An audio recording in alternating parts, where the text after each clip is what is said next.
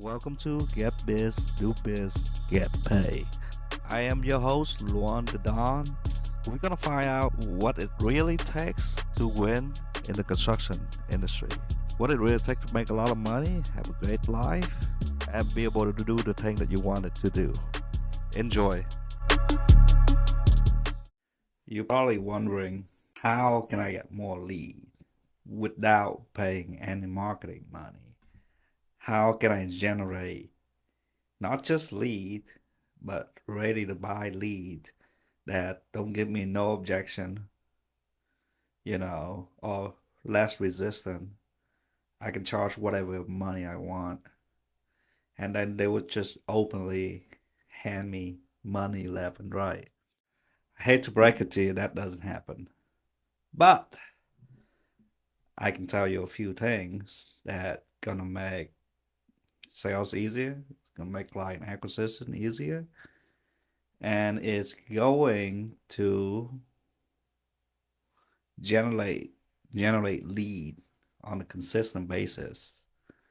And it's not what you want to hear, I don't think. But who doesn't want more leads, right? The key in get more ready to buy lead is getting people to buy from you again, and getting people to bring more people to you again. Oh my God, Luan, I thought you were gonna tell me some other secret. Repeats and referral. I already, get a lot of repeat and refer. Do you? Do you though? Can you track it? Do the neighbor buy from you? Do relative buy from you? Do the people that buy from you, do they come back again? And that's how you track it, right? If you can't answer any of those, then you're not generating consistent repeat and referrals business.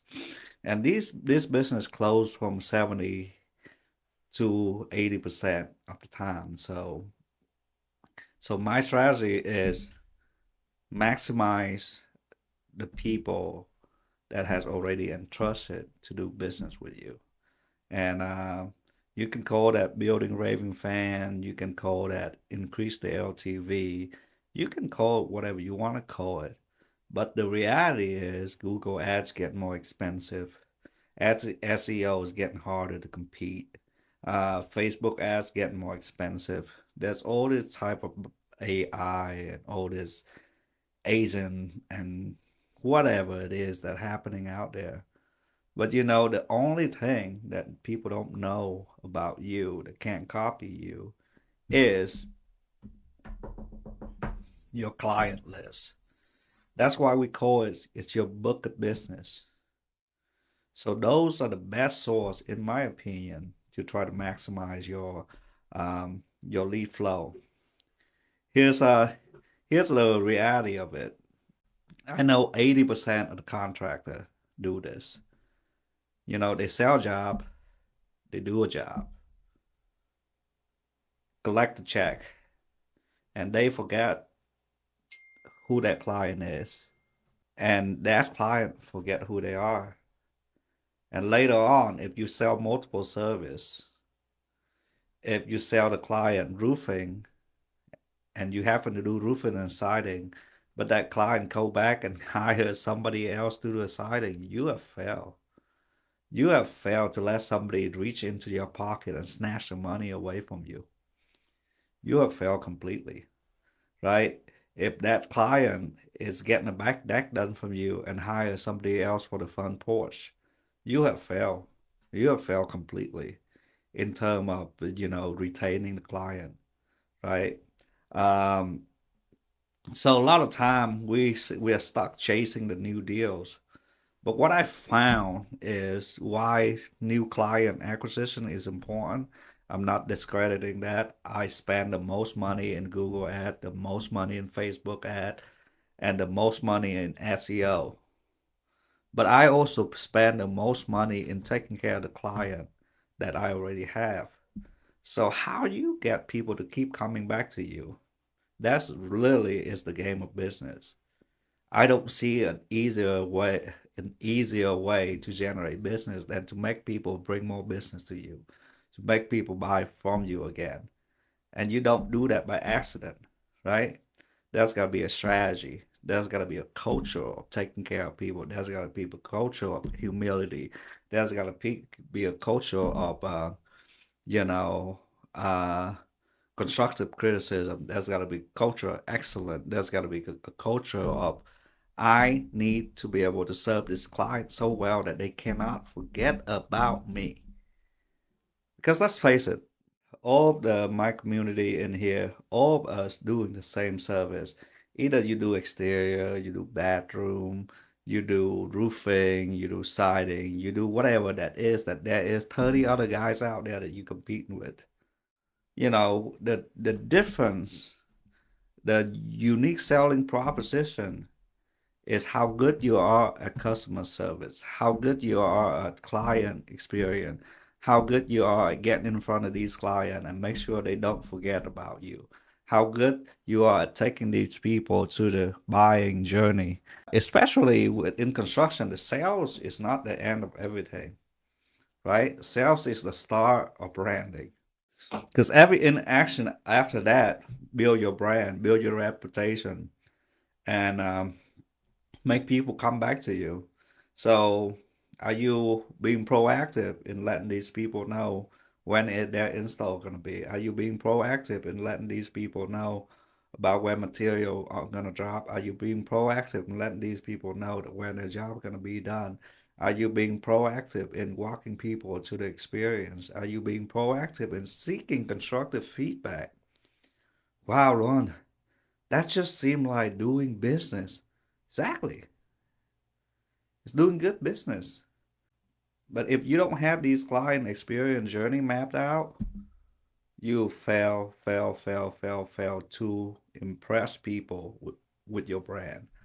And that's where brand is built. That's where you're gonna make people come back to you because of the ease that you make and the ease that you make in doing business with you. When people do business with you, it feels easy. It feels safe. It feels secure.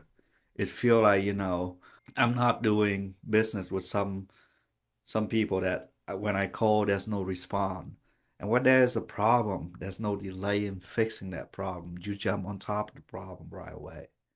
Back in the casino day, I learned this concept, this VIP service concept when I was a casino host.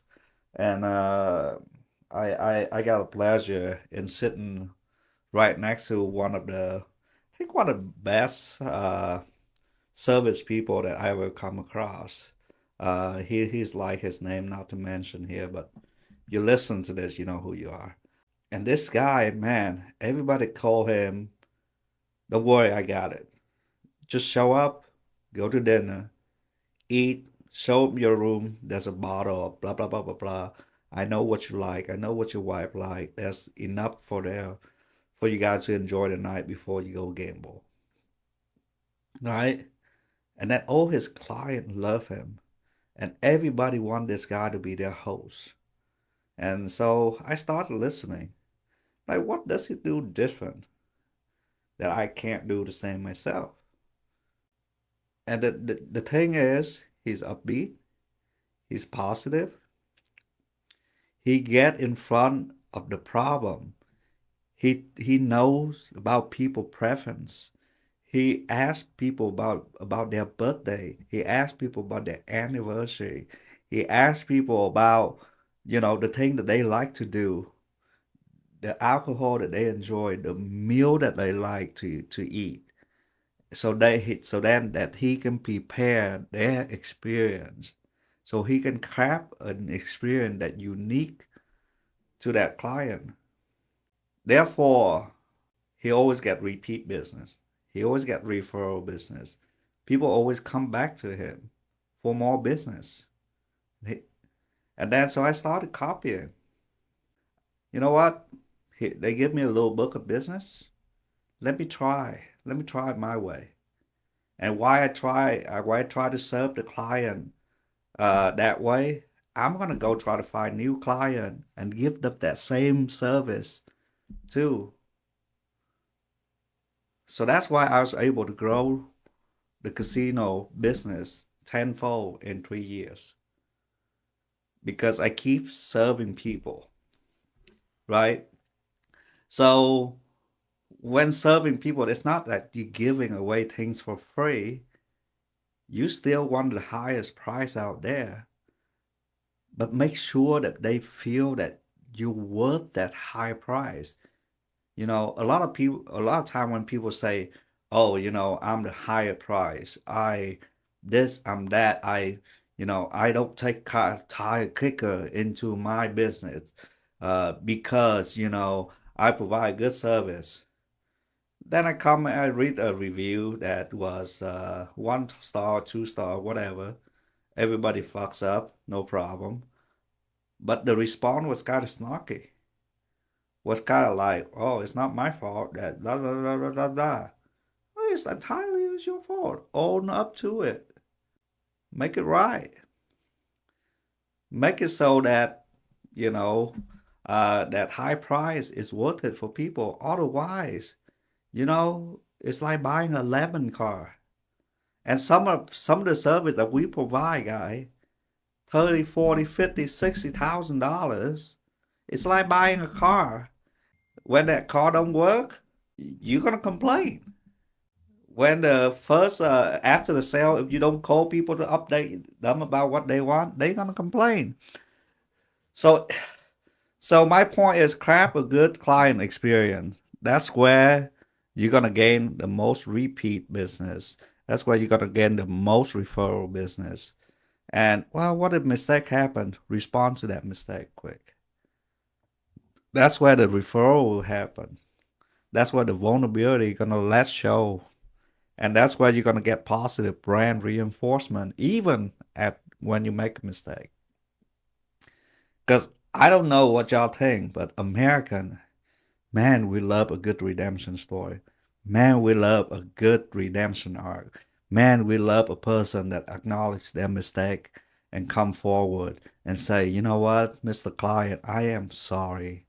This is one of those times that construction doesn't go right, and whatever it is, it's our fault. Let me go ahead and try to fix that for you." How's that sound? Cool, right?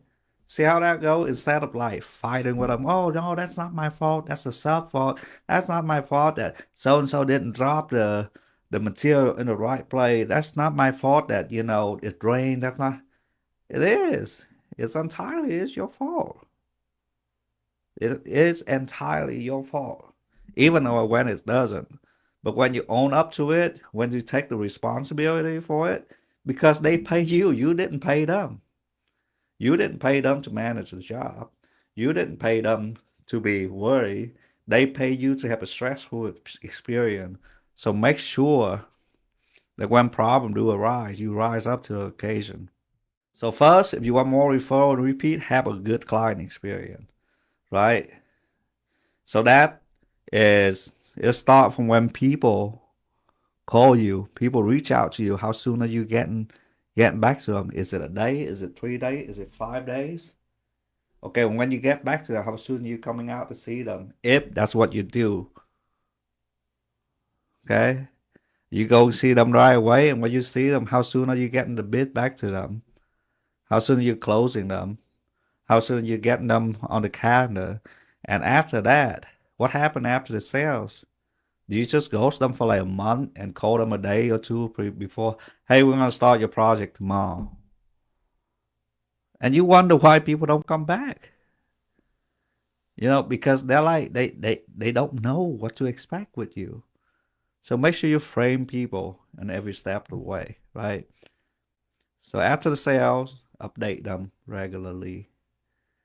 You know, During production, update them regularly. After production, call and check up on them, ask for review, ask for constructive criticism, ask for if there's anything that we can do better. Please let us know so we can help our future client in having an even better experience than you. Okay, that is where the real sauce is. You think marketing is hard? You think sales is hard? I think marketing and sales is easy. What happened after the sales? How are you doing in serving these clients? That's where brand is built. That's where reputation is built. That's where the juicy money come. That's where the repeat business come. That's where the referral come. That's where you gain access to that rich client. That's where you get all their contact lists. That's where you earn all of the future referral business. Okay. The marketing, the sale, that's just, that's the front end of the business, guy. The real money is making the back end in serving these clients, in having a experience that you can craft that is so memorable that it cannot forget about you. So I'm going to give you a trick. So whenever you get done with a job, make sure that somebody else other than production call the client and have a closeout call with them. Whatever it is, it doesn't matter if this is a shitty client, it's the shittiest experience possible, and I don't ever want to talk to this person, or I still call them. Ask them, what did we do well? What didn't we do well? What you wish we would have changed in our process to make sure that we can serve our future client better. And I would really appreciate it if you be truthful with me. You wouldn't even believe the type of shit that you find out in this phone call. And that's how you grow. You get constructive criticism from an unbiased party, which is the client. The client is never going to lie to you. The PM might, they might not lie, but they might omit some truth, you know. But if you go straight to the client, they might exaggerate the pain a little bit, but it's always, if you listen closely, there's a major, major, major lesson in there. If you're doing that phone call every single job, don't just collect the check, guy. That's amateurism, right? Ask for feedback, ask for review, ask of how can we serve you better. Should we ever do business again next time? And you haven't done any of that yet. You don't earn the right for referrals yet. With those people, another trick, after the job's done, how are you staying on top of mind with these people? How? Are you sending them handwritten letters on their anniversary date? Are you calling them? Are you sending them gifts? Or you just forget about them, right? We live in a gratitude, a thank you economy. So those build relationship with these people. Because the thing I know is this: doctor hang out with doctor, contractor hang out with contractor, lawyer hang out with lawyer, judges hang out with judges, money people hang out with money people. So if you were to ever come across of the client that so easy to work with, so nice, pay whatever the hell that we ask for, you need to clone that client. And the way to clone that client is to get into their network. And the way to get in their network is to serve them so well that they can't forget about you. So then they wanna have a status game with their friend. Oh, I know a guy. I know a guy. Luan can get the project done for you. That bro can get a project done for you. They were really good for me. They were really good with me. They were really good with me. They were really good with me. Because why? Because you make yourself unforgettable, right? And it's okay if you make a mistake. Just be sure to go back there and over deliver. If you already make a mistake, you're already in the hole. You have to work twice as hard to get yourself out of that hole, right? You have to work twice as hard to get yourself out of that hole. So if you make a mistake, just because that you don't make any money going back there and fixing it, don't half-ass the fucking thing.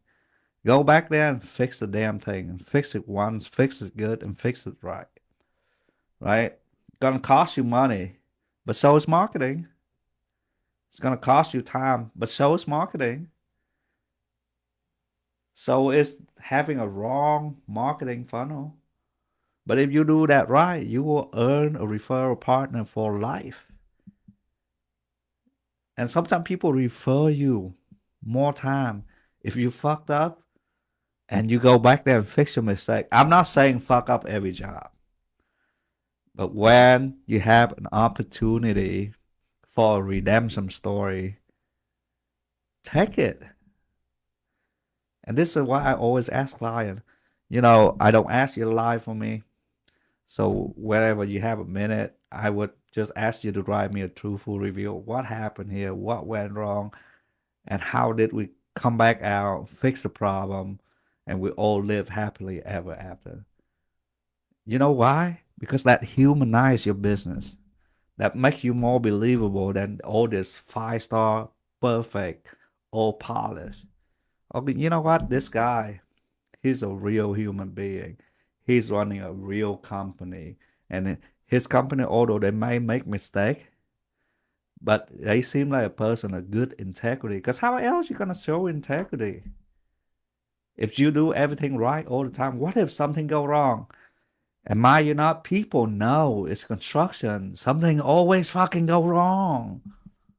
I was running my marketing number today with CFO agency that I'm working with against the $5 million, $5.2 million sale that we did today. This year we spent about I think 180 or 190,000 in marketing dollars. So that's like a little bit over 3.5%. And for I think it's a pretty good number. But the reason why we get that low is because I have a very high conversion in repeat and referral business. So those carry the marketing cost down, right? But the total marketing cost, 3.5%. Do I want it lower? Yes. But I'm also in the expansion mode. So new client acquisition, money to go into new market is necessary. But something else gotta happen to bring that number down, right? And that is the referral business. That is the repeat business. That is people bringing people back to me. That is the neighborhood domination. That is the middle of the funnel where people refer me on all the Facebook pages. Make people talk about you when you're not in the room. That's it. That's it. Have everybody is a referral machine for you. Okay? If you don't get your client experience locked in, if you don't have a way for people to stay on top of my people, if you don't have a way for people to talk about you when you're not in the room, you are missing out on easy money. If you don't have a way of to retarget and rehash these people that are in your database, you're missing out on easy money. And if you need help, reach out. I know people that do this stuff for a living. The proof is in the pudding. In 2023, we did $5 million, and that was just my third year in business, right? And this year, my fifth year in business, we did 5 million sale in the in the one, two, three, four, in the first third of the year. So, can we hit 15 in sale? Probably. Why still maintaining a relatively low percentage in marketing budget, in marketing costs? I budget 5 to 7%, but we're only spending half of that right now because we get repeat business, we get referral business, we dominate neighborhood, we have a good client experience, we have the most review on Google, we have a strong brand. So then people come to you ready to buy. They already been brand impressed by other people in the market. So no, I don't have any easy hack in getting unlimited leads. I don't have any easy hack in generate a lead that are ready to buy. But I have the right way of doing it. having a good client experience, having a good product, do what you say you're gonna do, and make sure that people know about your reputation. Make sure you stay on top of mind of people, and make sure you have a way to thank these people. So then, what happened is you're gonna make people talk about you, and people gonna want to be a part of a great experience. And now price, from being the first thing in consideration, now is the last thing in consideration. They're gonna want the client experience. They're gonna want to be a part of something bigger, and they gonna follow their friend, law, social proof. And people wanna refer you if you send them gift, law of reciprocity. And people wanna buy from you because you treat everybody so good, and you're such a man of character, integrity, because you go back and fix all your mistakes, law of liking.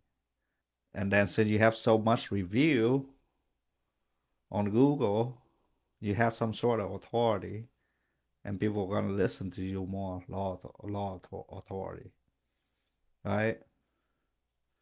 And then we can get into the other two law in the sale process, which is law of consistency and law of scarcity. Basically, if you want to make people come back and buy from you again and again and again, treat people well, be a good human, have a good client experience, and stay on top of people's mind. That's it. Be everywhere, everywhere, everywhere, omnipresent. In people kitchen, in people community, in Facebook, on Google, on SEO, AEO, Nextdoor, wherever that is. And you don't have to do it alone. Make your client do it for you. But the only way to make them do the marketing for you is you have to have a good product. Nobody want to refer a shit product out. And the second is you have to give them a reason to talk about you when you're not there. That means you have to thank them consistently. Stay on top of their mind consistently. That's it. Sounds simple, but it's really hard to do. Well, thank you so much for tuning in. If you find this episode helpful, or if it changed your life in a positive way in any manner, please share with another friend, tell another friend about this podcast. Again, thank you. Until next time.